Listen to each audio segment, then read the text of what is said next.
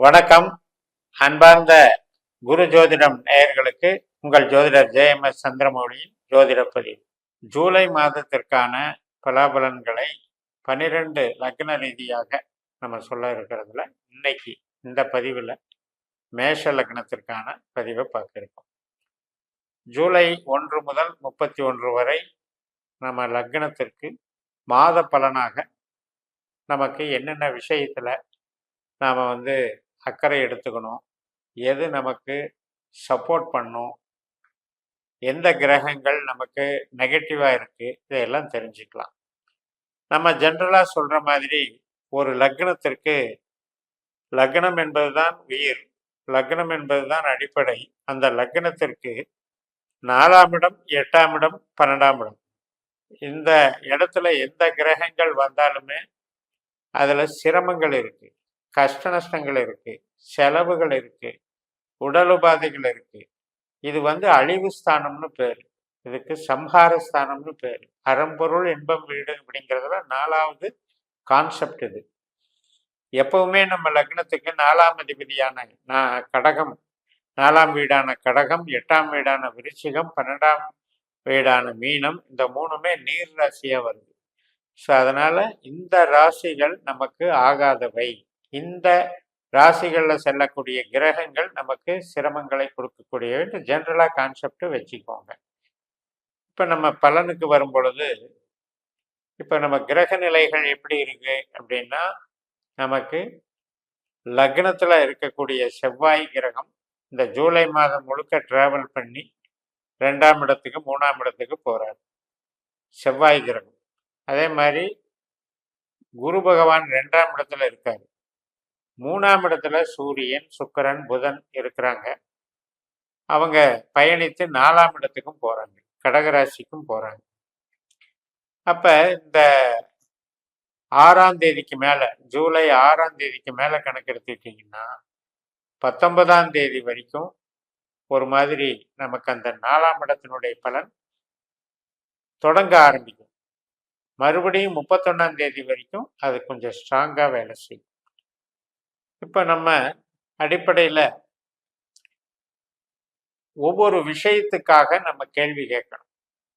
அப்படித்தான் இந்த கிரகங்கள் நின்ற இடத்துலையும் அந்த நட்சத்திர ரீதியாகவும் பாவ தொடர்புகளை வச்சு நமக்கு பலன் கொடுக்கும் ஒழிய எல்லாத்துக்கும் நல்லது எல்லாத்துக்கும் கெட்டதுன்னு ஒன்றும் ஜோதிடத்தில் இல்லவே இல்லை. ஒருத்தருக்கு வீடு கட்டுறதுக்கு டைம் நல்லா இருக்கும், வீடு வாங்கிறதுக்கு டைம் நல்லா இருக்கும். ஆனால் வீடு விற்கிறதுக்கு அவசரமாக பணம் தேவை அப்படின்னு வீடு விற்கிறதுக்கு ட்ரை பண்ணுவார், விற்கவே விற்காது. அப்படின்னா என்ன அர்த்தம்? ஒரு பாவ செயலை செய்யும் போது இன்னொரு பாவ செயல் அங்கே மறுக்கப்படுது. அதையெல்லாம் புரிஞ்சுதான் நம்ம கேள்விக்கு தகுந்த மாதிரி தான் நம்ம பலாபலன்களை எடுத்து பயன்பெறணும்.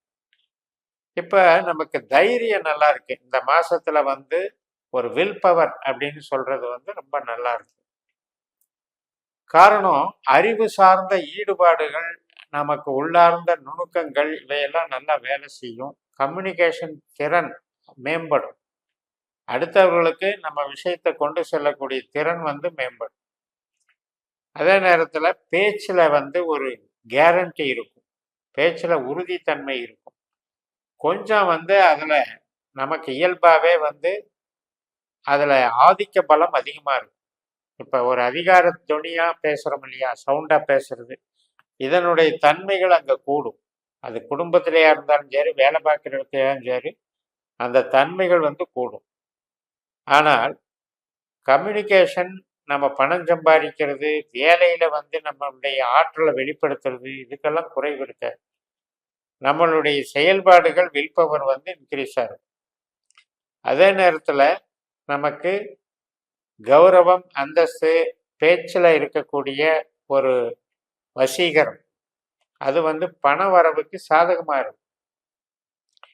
முடிந்த அளவு நமக்கு வீடு, வாசல், வாகனம், வீட்டுக்கு தேவையான பொருட்கள் வாங்கிறது, இதுக்கு தகுந்த பண வசதிகள் அங்கே கிடைச்சிக்கிட்டே இருக்கும். ஆனால் அதே நேரத்தில் செலவினங்கள் அப்படிங்கிறது கொஞ்சம் கண்ட்ரோல் பண்ணி பார்த்துக்கணும். அது எந்த மாதிரி? சின்ன சின்ன பிரயாணங்களுக்கு போகிற செலவு, கூட பிறந்தவங்களுக்காக செய்கிற செலவு, இடமாற்றத்துக்காக செய்கிற செலவு. அப்போ இது மாதிரி ஒரு சில எதிர்பார்ப்புகள் வந்து அங்கே வந்துக்கிட்டே இருக்கும். அப்போ அந்த செலவுகள் வந்து தவிர்க்க முடியாததாகிடும். இப்போ நம்ம அதுக்கு தகுந்த மாதிரி திட்டமிட்டு கரெக்ட் பண்ணிக்கணும். எது தேவை எது தேவையில்லைங்கிறத நம்ம டிசைட் பண்ணிக்கணும். ஜென்ரலாகவே ஒரு பராக்கிரமம் அப்படிங்கிறது நமக்கு தைரியம்ங்கிறது 3ஆம் இடம். அப்போ அங்கே வந்து கோள்களினுடைய பலம் அப்படிங்கிறது நமக்கு ஏதோ ஒரு வகையில் பல பேருடைய உதவிகள் கிடைச்சிக்கிட்டே இருக்கும். நம்மளுடைய மேலதிகாரியாக இருக்கலாம், நமக்கு வெல்விஷராக இருக்கலாம், குடும்பத்தில் பெரிய மனிதர்கள் பழக்க வழக்கங்களாக இருக்கலாம். இதில் எல்லாம் நமக்கு வந்து ஒரு ஆதாயமும் ஒரு உதவிகளும் சப்போர்ட்டும் கொடுத்துக்கிட்டே இருப்பாங்க. அந்த வகையில் நமக்கு வந்து ஒரு பிரச்சனைக்குரிய ஒரு மாதமாக இது இருக்காது. அதை வந்து நன்மைகளாக இது பண்ணும். அதே மாதிரி குடும்ப நலம், குழந்தைகள் வழியில சந்தோஷம், மகிழ்ச்சி, கணவன் மனைவி உறவுல மேம்பாடுகள், இதுக்கெல்லாம் நல்லா இருக்கும். ஒரு பூர்வீக சார்ந்த விஷயம், தந்தை வர்க்கம், பேரண்ட்ஸ் கிட்ட போறது வர்றது, பூர்வீக ஸ்தலத்துக்கு போயிட்டு வர்றது, கோயில் காரியங்களில் ஈடுபடுறது, நமக்கு ஒரு கௌரவத்தை கொடுக்குற அளவுக்கு அங்கே இருக்கும். அதில் வந்து நமக்கு வளர்ச்சிகள் வந்து நல்லா இருக்கும். பேசிக்கலாகவே நமக்கு உழைப்பு சார்ந்த விஷயத்துக்கு இந்த மாதம் நல்ல பக்கபலமாக இருக்கும். அதன் மூலம் வருமானங்களும் சிறப்பாக இருக்கும். ஒரே விஷயம், தூக்கம் கொஞ்சம் கம்மியாக பிரச்சனை கொடுத்துட்டு இருக்கும். அதற்கு ஒர்க்லோடை வந்து நம்ம முறைப்படுத்திக்கணும். எது தேவையோ அதை முன்னுரிமை கொடுத்து செய்யுங்க. அடுத்தடுத்த நாட்களில் அப்புறம் செஞ்சுக்கோங்க. அது மாதிரி பண்ணிக்கோங்க. அதாவது 19ஆம் தேதியிலிருந்து 31ஆம் தேதி வரைக்கும் உள்ள காலகட்டம். அந்த காலகட்டத்தில் நமக்கு பொருள் சார்ந்து, ஒரு குடும்ப நலம் சார்ந்து, உறவினர்கள் உறுப்பினர்கள் சார்ந்த விஷயத்தில் எதிர்பார்ப்பை வச்சுக்க கூடாது. ஏன்னா அது வந்து நமக்கு நெகட்டிவாக வேலை செய்யும். தந்தை மகன் உறவாகட்டும், தாய் மகன் உறவாகட்டும், அல்லது எந்த இப்போ ஒரு நம்ம கீழே வேலை பார்க்குறாங்க உழைப்பாளிகள், அவங்க சார்ந்த ஒரு ரிலேஷன்ஷிப்பில் கூட நம்ம பேசுறதுக்கும் எதிர்மறையாக கொஞ்சம் திங்க் பண்ணுவாங்க.